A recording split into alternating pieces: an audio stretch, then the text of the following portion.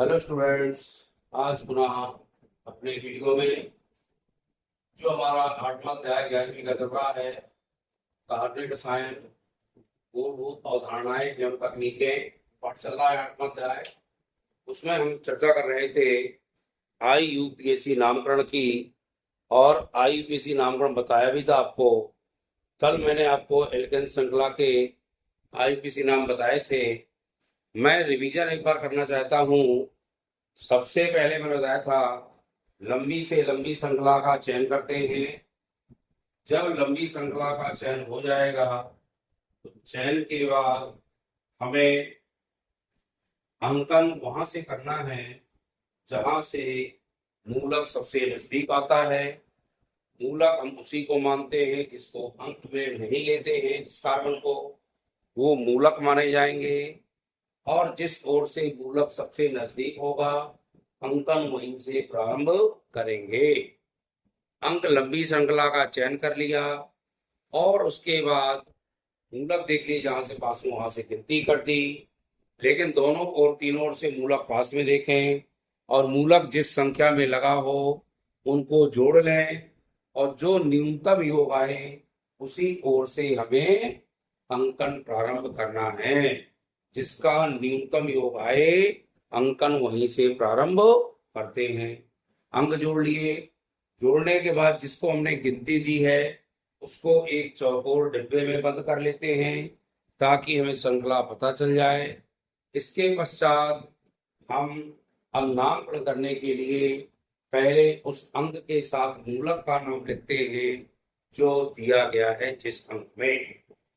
अंकों के क्रम में यह ध्यान रखना है, यदि दो या दो से अधिक मूलक भिन्न भिन्न दिए हों तो उनको मूलकों के नाम को अल्फाबेटिकल यानी ABCD देखकर लिखते हैं।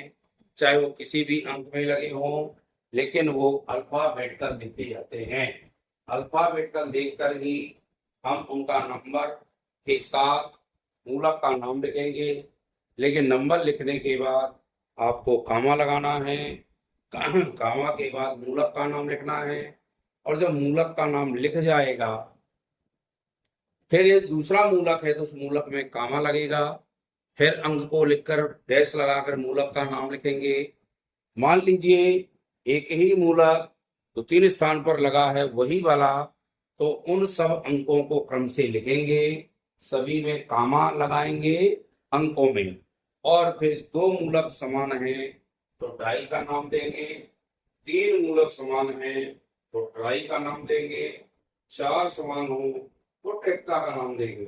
इस तरह से डाई, ट्राई, टेट्रा, पेंटा, हेक्सा, हेप्टा, ये बहुत से सारे नहीं आते, लेकिन यह फिर भी आपको पता होना चाहिए कि मूलकों के नाम हम किस रूप में देते हैं। जब मूलक के नाम लिखे जाएंगे फिर हमको यह देखना है एल्केन श्रृंखला कहाँ तक गई है। सिंगल बॉन्ड वाली यदि हमारी 8 तक गई है तो 8 में उसको कहते हैं ऑक्टेन। 6 तक गई है तो हेक्सेन, 4 तक है तो ब्यूटेन, 5 तक है तो पेंटेन। यानी एल्केन श्रृंखला का नाम देते हैं अंकन को देख करके। इस हिसाब से हम इनके नामकरण करते हैं। यह मैंने आपको रिवीजन कर दिया है, ये ध्यान रखिएगा। सभी नियमों को एक साथ ध्यान रखकर, ताक में रखकर सभी नियमों को ध्यान रखेंगे और उसके अनुसार हम नामकरण करेंगे। जैसे चलते हैं आगे, CH3, CH2, CH, C3H7, CH, C3H7, CH, CH3 और CH3। थोड़ा सा ध्यान रखिए। अब हमने बताया है गिनती किसकी करते हैं, कार्बन की। किसकी करते हैं, कार्बन की। अब हम लंबी श्रृंखला का पहले चयन कर लें, फिर सोचेंगे किस ओर से गिनती करना है। पहले तुम लंबी श्रृंखला देख लें। लंबी श्रृंखला में देखिए आप सब लोग अच्छे से 1 2 3 4 5 6 आ रही है। यहां चले तो 1 2 3 4 5 6, यहाँ 3 है तो 6 गिनते हैं। यहां से तो 3 4 5 6 7 8 आ रहे, यानी कार्बन की गिनती गिनना है। ये ध्यान रखिएगा, 8 श्रृंखला आ रही है और 8 श्रृंखला को ही श्रृंखला मानेंगे, सबसे लंबी यही है। अब ध्यान दें, 1 3 4 में मूलक आ रहा है, यहाँ पे 3 4 में मूलक आ रहा है, दोनों तरफ 4 में है, तो हम यही से गिनती करते हैं। इसको 3 देंगे क्योंकि कार्बन 3 है, इसको 4 लेंगे, इसको 5 6 7 और 8। अब देखिए हमारी ये श्रृंखला बन गई स्टूडेंट, ये बन गई श्रृंखला। जब श्रृंखला बन गई तो मूलक हमारे अलग दिखने लगे कि नहीं दिखने लगे। लेकिन सोचना ये मेथड ना मान लेना, थोड़ा ध्यान दीजिए। एक साथ हैं आपके सी के 2 हैं, एच के 5 हैं। C2H5 में मैंने क्या पढ़ाया था आपको, ये एथिल कहलाता है। और यहाँ देखिए एक साथ 1 2 3 कार्बन है और 3 3 6 7 H है, ये मिलकर के ये क्या बनता है, प्रोपिल। अब थोड़ा सा ध्यान दें, प्रोपिल जो है हमारा पी से प्रारंभ होता है, एथिल ई से प्रारंभ होता है। तो ध्यान रखना है, वर्णमाला क्रम में हमें नाम देना है। हमने एक नियम और बताया है, न्यूनतम योग का नियम। यहां से करते तो 3 4 में मूलक था, 5 में मूलक था, यहाँ से भी 4 में है और 5 में, दोनों का योग 9 आता है, यानी दोनों बराबर हैं। हम किसी ओर से गिनती कर सकते हैं, क्लियर, चाहे हम 4 5 में दोनों आ रहा है। अब ध्यान दें, पहले एथिल लिखेंगे कि प्रोपिल लिखेंगे। एथिल चूंकि वर्णमाला क्रम में पहले आता है, किस नंबर पे लगा है, 4 में लगा ना ये, तो 4 के बाद डैश लगाएंगे और यहाँ लिखेंगे एथिल। क्योंकि एक मूलक और लिखना है इसलिए कामा जरूर लगेगा। क्या लगेगा, कॉमा लगाएंगे। अब 5 नंबर पे क्या लगाया आपका, प्रोपिल, तो 5 लिखो और प्रोपिल लिखो। ये ध्यान रखिए, ये अंक नहीं देखना किस नंबर के हैं, हमें वर्णमाला क्रम देखना है, उसी के साथ अंक को लिखने का प्रारंभ करना है। तो 4 एथिल 5 प्रोपिल, 8 में क्या बनता है, 8 में लगता है 8 और नाम बनेगा ऑक्टेन। क्या बनेगा, ऑक्टेन बनेगा। यानी अंकन उसी छोर से करना है जिस छोर से हमारे मूलक पास में आए और न्यूनतम योग का नियम दर्शाएं। हम अंकन वहीं से प्रारंभ करेंगे, लेकिन लंबी श्रृंखला का चयन नहीं बोलेंगे, उसको गौर करना है। अगला लिखता हूं मैं आपको, CH3 CH3 CH2 CH CH3 CH2 C2H5 CH3। अब हमें करना है लंबी श्रृंखला का चयन, गिनती करके देखने सब तरफ से, 1 2 3 4 5 6 7, 1 2 3 4 5 6 7 8, 3 4 5 6 7 8 और 10। 10 कहाँ आएगा, 1 2 3 4 5 6 7 8। अधिकतम लंबी श्रृंखला 8 आ रही है, इसलिए 8 वाली श्रृंखला का चयन करेंगे। लेकिन गिनती करने पहले यहाँ पे 3 4 5 6 7 8, 1 2 3 4 5 6 7 8 ना, यहाँ से भी 8 आ रही है। अब यहाँ से भी देखें, 2 3 4 5 6 7 8 8, वो भी जब ले लें। लेकिन इस बार 2 में 3 में आपका क्या आएगा, मूलक, और 4 5 में मूलक आएगा 3 4 5 6 7 और 7 में मूलक आएगा 7 5 12 3 15। इस तरह से करें, 1 2 3 4 5 6 7 8। यहाँ के नंबर पे आ रहा है 2 में 4 में और 6 में, 2 4 6 4 6 4 10 2 12, यानी न्यूनतम योग का नियम यही सही है, इसलिए अंकन यहीं से करेंगे। जहां से हमारा न्यूनतम योग का नियम आएगा, अंक वहीं से प्रारंभ करेंगे। तो इस तरफ से न्यूनतम योग का नियम फॉलो हुआ, इसलिए हमने अंक यहीं से किए। न्यूनतम योग का नियम जान जाओ, जिस नंबर पर मूलक लगा है उस नंबर को जोड़ना है। देखो 2 में लगा था, 4 में लगा है और 6 में लगा है, तो 6 और 6 12 हो जाएंगे। इधर से गिरे तो 3 में लगेगा, 5 में लगेगा और 6 7 में लगेगा, तो 3 5 7 का योग 15 होता है। इसलिए इसको अंक सही नहीं मानेंगे, ये वाला अंक सही मानेंगे।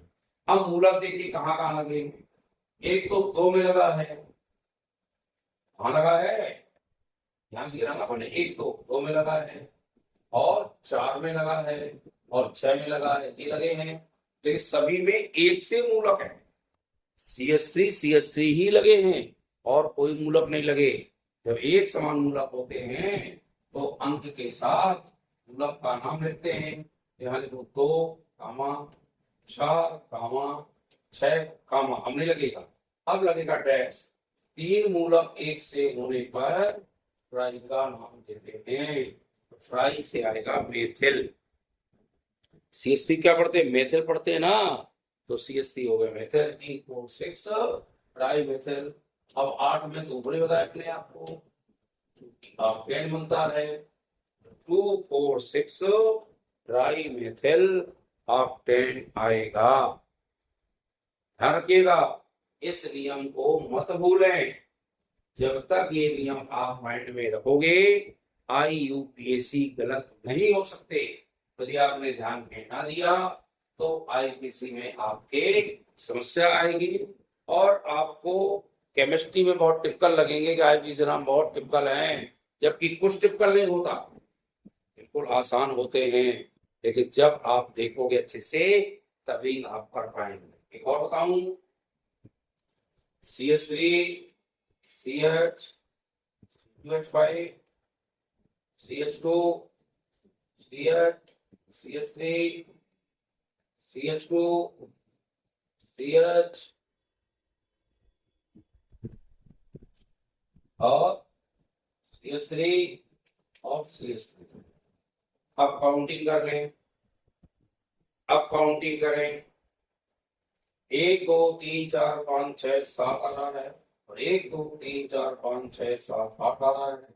3 4 5 6 7 8 2 3 4 5 6 7 8 सब जगह से 8 आ रहा है। लेकिन अब हमें यह देखना है, यहाँ से देखो 2 3 4 5 6 7 8 आ रहा है कि हमारे न्यूनतम योग का नियम कहाँ फॉलो होगा। यदि यहाँ से करते हैं तो 2 में आएगा, 3 4 में आएगा, 5 6 में आएगा, 6 4 10 2 12। यहाँ से करें तो 3 में आएगा, 5 में आएगा, 6 7 में आएगा, 7 5 5 फिर वही आ गया। तो न्यूनतम योग का नियम यही सही है ना, कौन वाला, 12 वाला। 1 2 3 4 5 6 7 8 इसको अपन ने क्या मान लिया, इसको चौकोर डिब्बे बंद कर दिया। अब मूलक 2 में लगा है, 4 में लगा है, 6 में लगा है, पूरी वही श्रृंखला बन के मुझे लगता है। तो 2 4 6 ट्राई मेथिल और 8 बनेगा ऑक्टेन। ये पूरी श्रृंखला वही आ गई। इस तरह से इनके नामकरण पर इन नियमों को ध्यान देना है। आगे अब बताएंगे आपको एल्कीन श्रृंखला, यानी क्रमबद्ध एक एक समझते जाएंगे तो आपको समस्या नहीं आएगी। और यदि एक साथ समझेंगे तो सब भूल जाओगे, इसलिए एक एक करो। इनके उदाहरण आपकी बुक में दिए गए हैं, बुक से उदाहरण लिखिए, अपने आप करने का प्रयास करिए। नहीं बने उससे कमेंट में पूछिए या फोटो खींच के कमेंट में डालिए कि नहीं बन रही है, उसको मैं आपको यहाँ ब्रेक को लगाऊंगा ताकि वो आसानी से आपको समझ में आ जाए। इस तरह से वीडियो को हमारे लाइक शेयर जरूर करिए और चैनल को, जो स्टूडेंट नए जुड़े हैं चैनल को सब्सक्राइब जरूर करें भाई, और वीडियो को लाइक शेयर करें। आपके कोई मित्र वगैरह दूर कहीं रहते हों, कहीं बाहर पढ़ रहे हों, उनको भी मेरे नाम का चैनल बताएं।